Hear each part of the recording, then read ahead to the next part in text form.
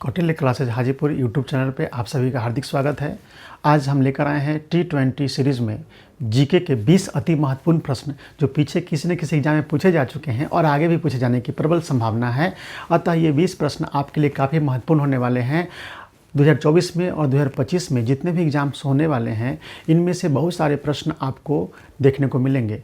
T20 series के जितने भी वीडियोज़ हैं आप उन्हें देख कर जाएँ, काफ़ी लाभ मिलने वाला है आपको अपने एग्जामिनेशन में। तो चलिए आज का पहला प्रश्न है, बिंबिसार किस राजवंश का शासक था? ऑप्शन है शिशुनाग वंश, नंद राजवंश, मौर्य राजवंश, हर्यक राजवंश। देखिए ये बात हो रही है वैदिक काल के बाद। वैदिक काल को दो पार्ट में बांटा जाता है, ऋग्वैदिक काल और उत्तर वैदिक काल। ऋग्वैदिक काल में 11 जन हुआ करते थे, उत्तर वैदिक काल में 10 जनपद हुआ करते थे। और धीरे धीरे जब लोहे का आविष्कार हो गया उसके बाद से जब विस्तार होने लगा क्षेत्र का, उसके बाद यही जनपद महाजनपद बन गया। और महाजनपद काल 6ठी शताब्दी ईसा पूर्व में पूरे भारत में 16 महाजनपद देखने को मिला है। और इन 16 महाजनपदों में वर्चस्व की लड़ाई के लिए आपस में संघर्ष हुए हैं।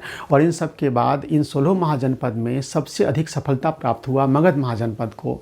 और इस मगध महाजनपद के विस्तार में यानी 16 महाजनपदों में मगध महाजनपद का जो सबसे अधिक विस्तार हुआ, इसमें भूमिका रही 3 राजवंशों की, हर्यक वंश, शिशुनाग वंश और नंद वंश।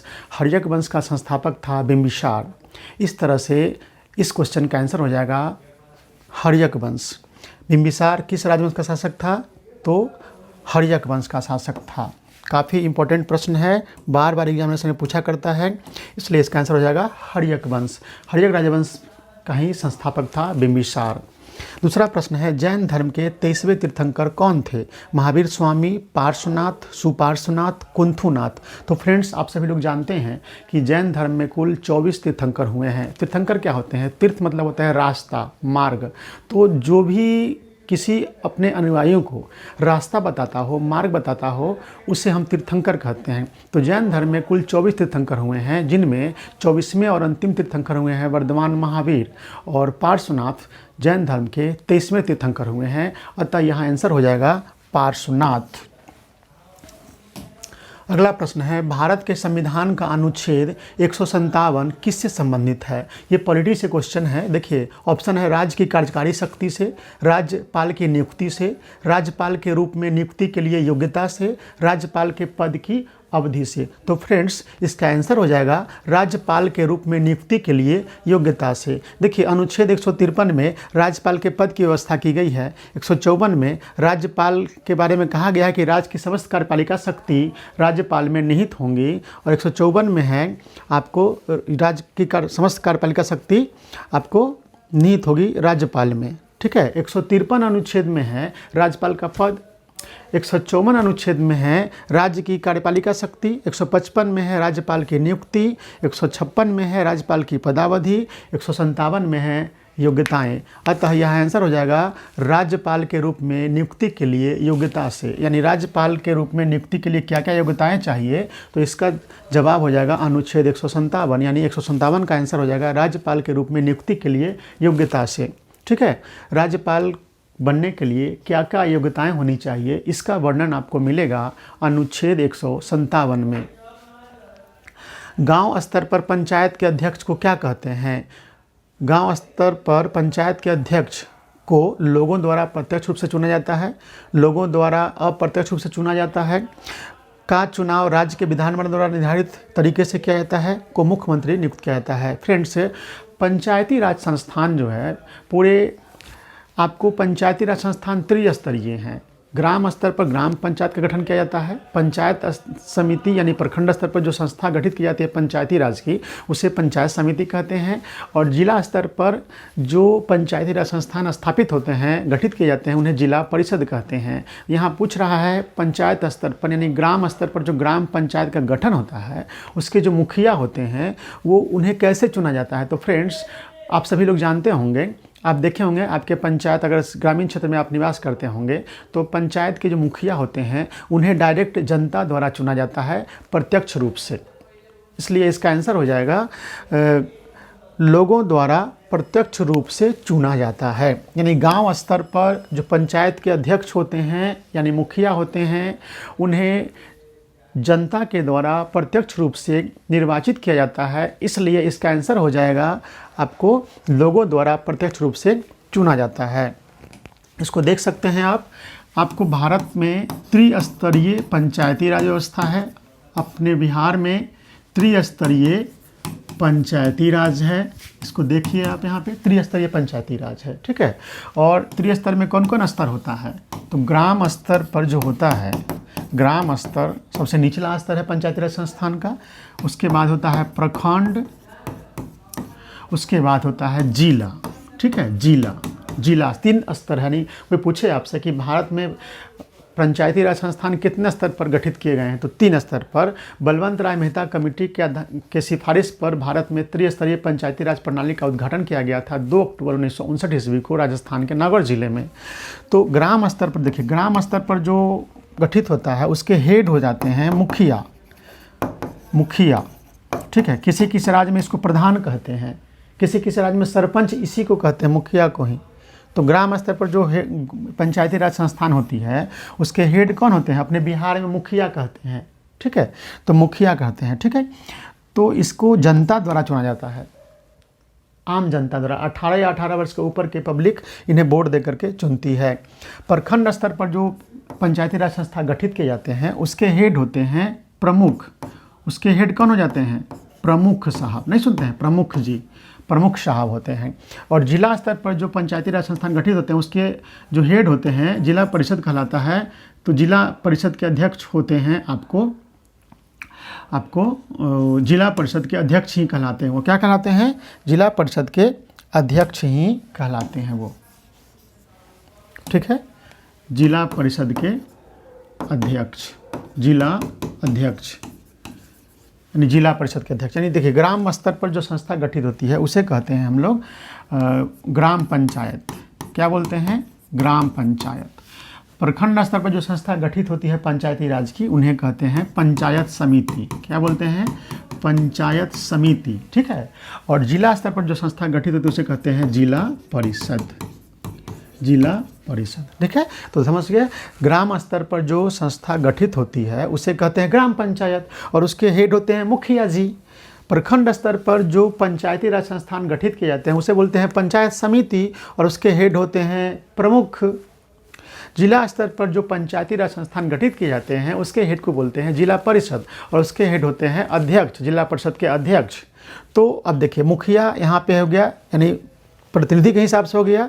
अब इसके हेड हो जाते हैं ग्राम स्तर पर जो हेड होते हैं मुखिया, उनको सहयोग करने के लिए सरकारी बॉडी होते हैं पंचायत सचिव। कौन होते हैं, पंचायत सचिव। यहाँ देखिए, यहाँ होते हैं पंचायत सचिव, यानी मुखिया के सेक्रेटरी के रूप में काम करते हैं पंचायत सचिव पंचायत, ग्राम पंचायत में। उसी तरह से जब प्रखंड स्तर पर जो पंचायत समिति गठित की जाती है उसके हेड प्रमुख होते हैं, तो उनके सचिव होते हैं बीडीओ साहब। कौन होते हैं, बीडीओ साहब। यानी बीडीओ साहब सरकारी बॉडी हैं और पंचायत सचिव भी सरकारी बॉडी है, ये पंचायत स्तर पर। और बीडीओ साहब हैं प्रमुख के साथ एक सेक्रेटरी के रूप में उनका काम करते हैं। यानी कोई पूछे कि पंचायत समिति का प्रमुख कौन, तो प्रमुख, हेड कौन, प्रमुख। पंचायत समिति का सचिव कौन, तो बीडीओ साहब। अब जिला स्तर पर जो जिला परिषद गठित किए जाते हैं तो जिला परिषद के जो हेड होते हैं वो जिला के अध्यक्ष, जिलाध्यक्ष कहलाते हैं, जिला परिषद के अध्यक्ष कहलाते हैं। और इस स्थिति में जो सरकारी बॉडी होते हैं उसे डीडीसी कहते हैं। क्या बोलते हैं, डीडीसी, ठीक है, उप विकास आयुक्त बोलते हैं, डीडीसी साहब। तो इस तरीके से ये कम्बिनेशन, यानी जिला परिषद के सचिव कौन होते हैं, तो डीडीसी होते हैं, सरकारी बॉडी होते हैं, वो अधिकारी होते हैं। प्रखंड स्तर पर जो प्रमुख होते हैं हेड, उनके साथ सचिव के रूप में कौन काम करते हैं, बीडीओ साहब। और ग्राम स्तर पर जो ग्राम पंचायत संस्था है उसके हेड मुखिया हैं और उनके साथ सचिव के रूप में काम करते हैं, उन्हें पंचायत सचिव कहा जाता है, ठीक है। तो ये स्थिति होती है। अतः इस प्रश्न का उत्तर आप समझ गए होंगे। तो गांव स्तर पर पंचायत के अध्यक्ष को यानी मुखिया को लोगों द्वारा प्रत्यक्ष रूप से चुना जाता है।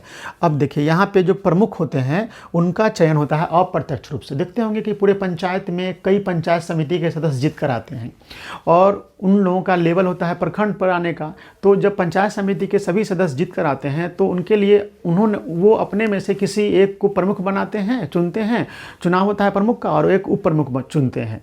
तो अगर कोई पूछे कि पंचायत समिति के जो अध्यक्ष होते हैं उनका चुनाव प्रत्यक्ष रूप से होता है कि अप्रत्यक्ष रूप से, तो बोलेंगे अप्रत्यक्ष रूप से। सीधा सा मतलब है जिस चुनाव को जनता खुद चुनती है, जनता खुद भाग लेती है प्रत्यक्ष रूप से, उसे प्रत्यक्ष चुनाव कहते हैं। और जिस किसी पद के चुनाव में डायरेक्ट जनता के द्वारा वो नहीं चुने जाते हैं, जनता के द्वारा चुने गए प्रतिनिधि के द्वारा चुने जाते हैं, तो वो कहलाता है अप्रत्यक्ष चुनाव। तो यहाँ पे प्रमुख जी का चुनाव जनता नहीं करती है, बल्कि जनता के द्वारा चुने गए पंचायत समिति के सदस्य प्रमुख को चुनते हैं। इसलिए प्रमुख का चुनाव हो जाएगा अप्रत्यक्ष चुनाव, और मुखिया जी को डायरेक्ट जनता चुनती है, इसलिए मुखिया के चुनाव को बोलते हैं। यानी पंचायत के जो अध्यक्ष होते हैं ग्राम पंचायत के, उसके अध्यक्ष को चुनाव होता है, मुखिया का चुनाव होता है आपको प्रत्यक्ष तरीके से। फिर उसी तरह से जिला परिषद में देखिएगा तो जिला परिषद के सदस्य को चुनते हैं जनता, और जिला परिषद के सदस्य जिला मुख्यालय में जब आते हैं तो अध्यक्ष का चुनाव होता है। तो इस तरह से कह सकते हैं कि जिला परिषद के अध्यक्ष का भी चुनाव होता है आपको अप्रत्यक्ष रूप से। अभी हाल ही में देखे होंगे चुनाव हुआ है बिहार नगर पालिका, नगर निगम, नगर पालिका, नगर पंचायत का। तो इसमें क्या किया गया है, जो नगर परिषद या नगर निगम या नगर पंचायत है उनके अध्यक्ष का चुनाव प्रत्यक्ष रूप से हुआ है। आप देखे होंगे पहले सभापति, किसी नगर परिषद के सभापति का चुनाव प्रत्यक्ष रूप से होता था, यानी नगर परिषद के जितने वार्ड मेंबर जीत कर आते थे वो चुनते थे नगर परिषद के सभापति को। लेकिन यहाँ पे संशोधन किया गया बिहार में, और नगर परिषद, नगर पंचायत और नगर निगम के जो हेड होते हैं उनका चुनाव भी इस बार हुआ है प्रत्यक्ष रूप से।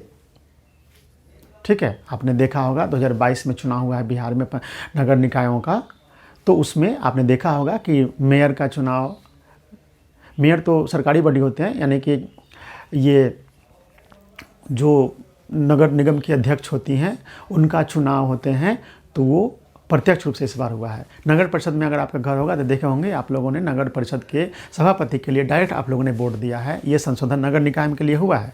पंचायती राज संस्थान में अभी ये संशोधन नहीं हुआ है, क्योंकि पंचायती राज संस्थान में आपने देखा कि मुखिया का चुनाव प्रत्यक्ष रूप से, प्रमुख का चुनाव अप्रत्यक्ष रूप से, और जिला परिषद के अध्यक्ष का चुनाव अप्रत्यक्ष रूप से होता है।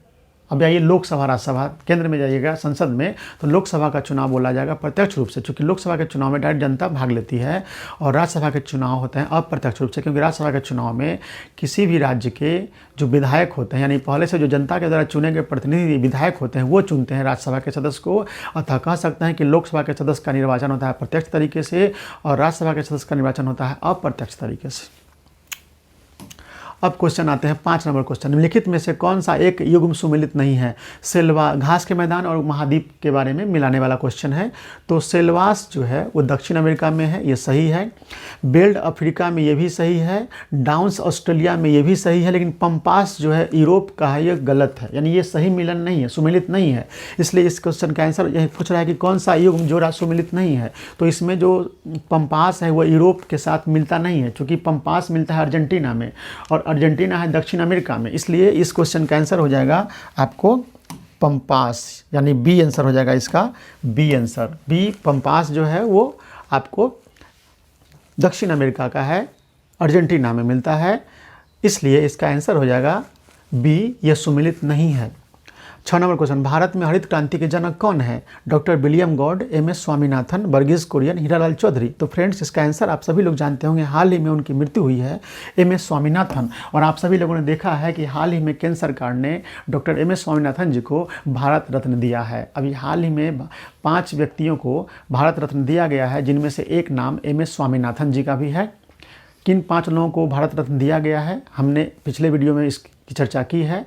आप सभी लोग इसको कमेंट में बताएं कि वर्ष 2024 में कितने व्यक्ति को भारत रत्न दिया गया है, और उनके नाम लिखें कमेंट बॉक्स में सभी लोग। अब आ जाइए 7 नंबर क्वेश्चन, सम्राट अकबर के शासनकाल में निम्न में से किसके कारण हिंदी का प्रचलन बंद कर दिया गया?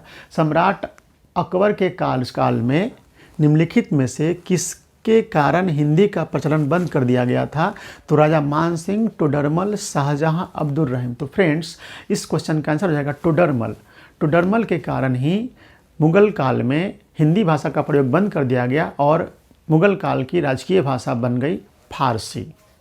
अगर कोई पूछे कि मुगल काल की राजकीय भाषा क्या है तो आप क्या बोलेंगे? फारसी बोलेंगे। इसलिए इसका टोडरमल होगा। टोडरमल के कारण ही अकबर के समय में हिंदी का प्रयोग बंद करके फारसी का प्रयोग राजकीय भाषा के रूप में शुरू हो गया था। अगला क्वेश्चन, कर्पूरी ठाकुर कब पहली बार बिहार के मुख्यमंत्री बने थे? देखिए, कर्पूरी ठाकुर अभी 2024 और 2025 में जितने भी एग्जामिनेशन होंगे उनमें काफ़ी महत्वपूर्ण टॉपिक होने जा रहा है। कर्पूरी ठाकुर से बहुत सारे प्रश्न बन सकते हैं, उनमें से जरूर 1-2 प्रश्न आपको देखने को मिलेंगे एग्जामिनेशन में। इसको आप ध्यान में रखेंगे। यहाँ पे क्वेश्चन मैं पूछ रहा हूँ, कर्पूरी ठाकुर कब पहली बार बिहार के मुख्यमंत्री बने? 1970 ईस्वी, 1969 ईस्वी, 1968 ईस्वी, 1967 ईस्वी।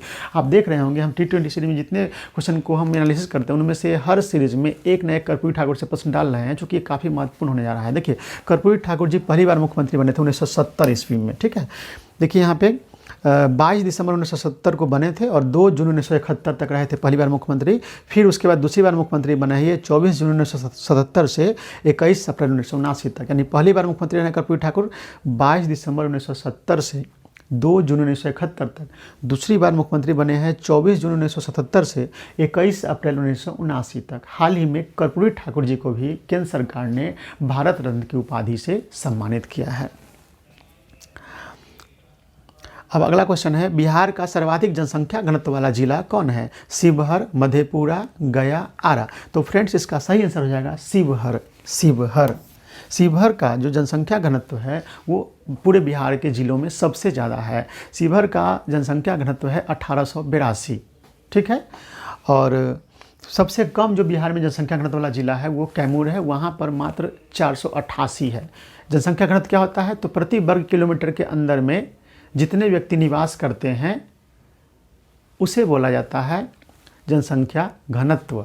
तो 1 किलोमीटर सभी तरफ से देख लीजिए, और 1 किलोमीटर प्रति वर्ग किलोमीटर के अंतर्गत जितने व्यक्ति वहाँ रहते हैं उसी को बोलते हैं जनसंख्या घनत्व। तो बिहार में सबसे ज़्यादा जनसंख्या घनत्व है शिवहर जिला का, और यहाँ पर जनसंख्या घनत्व है 1882। और बिहार में सबसे कम जनसंख्या घनत्व वाला जिला है आपको कैमूर, जहाँ पे मात्र 488 है वहाँ का जनसंख्या घनत्व। पूरे देश में सबसे अधिक जनसंख्या घनत्व है बिहार का, 1102 व्यक्ति प्रति वर्ग किलोमीटर। ये भी ध्यान रखिएगा आप लोग। अगला प्रश्न है, बिहार राज्य के चुनाव आयुक्त कौन है? ML मजूमदार, रेणुका बजाज, LM सिंघवी, इनमें से कोई नहीं। तो फ्रेंड्स, बिहार राज्य के चुनाव आयुक्त है ML मजूमदार। ये क्वेश्चन बार बार एग्जाम में पूछता है। मुख्य निर्वाचन आयुक्त एक देश के होते हैं और हर राज्य में होते हैं। तो यहाँ पूछ रहा है बिहार के मुख्य निर्वाचन मतलब बिहार के चुनाव आयुक्त कौन है? तो ML मजूमदार हैं। ये ध्यान रखना है, काफ़ी इंपॉर्टेंट क्वेश्चन है। 12 नंबर क्वेश्चन, बाघ से पूर्व भारत का राष्ट्रीय पशु कौन था? देखिए, अभी हमारा वर्तमान में कोई पूछे आपसे कि वर्तमान में भारत का राष्ट्रीय पशु क्या है, तो बाघ है। लेकिन बाघ से पहले क्या था, ये क्वेश्चन पूछा जा रहा है। ये पूछा हुआ एक क्वेश्चन एग्जामिनेशन में। तो बाघ से पूर्व जो भारत का राष्ट्रीय पशु था वो सिंह था। ठीक है, अब देखिए 1972 में आपको 18 नवंबर 1972 को बाघ भारत का राष्ट्रीय पशु बना था। ऐसे विधिवत रूप से इसकी घोषणा की गई थी 1 अप्रैल 1973 से, और बाघों के संरक्षण के लिए ही 1 अप्रैल 1973 ईस्वी से भारत में टाइगर प्रोजेक्ट शुरू किया गया था, बाघ परियोजना, बाघों के बचाव के लिए। और उसी समय विधिवत यानी 1 अप्रैल 1973 को घोषित किया गया था भारत का राष्ट्रीय पशु बाघ। ऐसे 1972 से ही इसको माना जाता है कि भारत का राष्ट्रीय पशु बाघ बन गया था, लेकिन बाघ से पहले भारत का राष्ट्रीय पशु सिंह था। अगला क्वेश्चन है 15 नंबर, वह शैवाल जिसका उपयोग अंतरिक्ष यात्री भोजन के रूप में करते हैं। काफ़ी महत्वपूर्ण प्रश्न है, साइंस से लिए हैं क्वेश्चन हम।